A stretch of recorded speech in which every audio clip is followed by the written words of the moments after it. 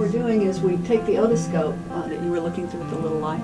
We look down here and make sure the ear canal is clear, there's no obstruction, and we can visualize the eardrum and that it doesn't have any apparent holes or any discolorations or it isn't sucked in. Then we do a series of tests to confirm that the eardrum is mobile as it should be.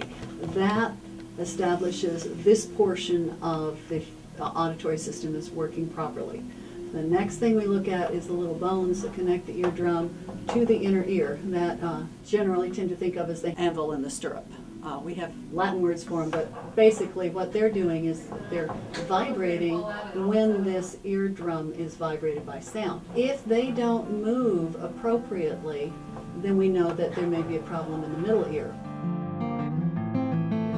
The inner ear, which is where sound processing actually occurs in terms of analysis of frequencies, low, middle, and high frequencies. If there's a noise exposure history, we'll often see that the little hairs in the inner ear in one portion are affected and the person doesn't have good threshold hearing for high frequencies. So what we're looking at is the outer ear, the middle ear, what we call the inner ear, and then the retrocochlear portion, that portion that goes into the brain after all the processing has occurred here. If there's any kind of space-occupying lesion on the 8th nerve, which is the auditory nerve that sends the signal up to the brain, we're going to see effects on the way the sound is processed.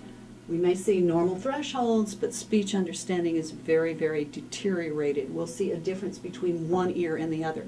We're always looking when anybody comes in with a complaint that they can hear better on one ear than the other, or they have ringing in one ear or the other. We're always looking to see if there's something going on there that can explain it.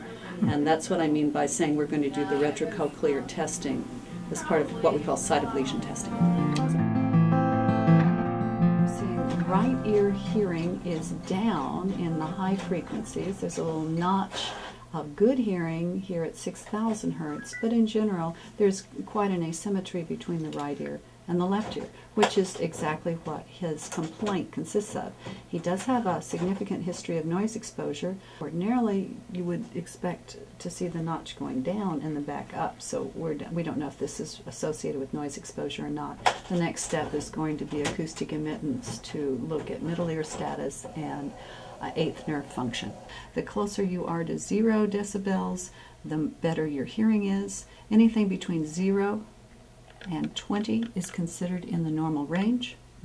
We're looking at pitch on the top from 125 hertz up to 8,000 hertz. Essentially the same thing as going from the low end of the piano up to the high end of the piano. This person's hearing in their left ear is in the normal range at all frequencies, and that's what we like to see.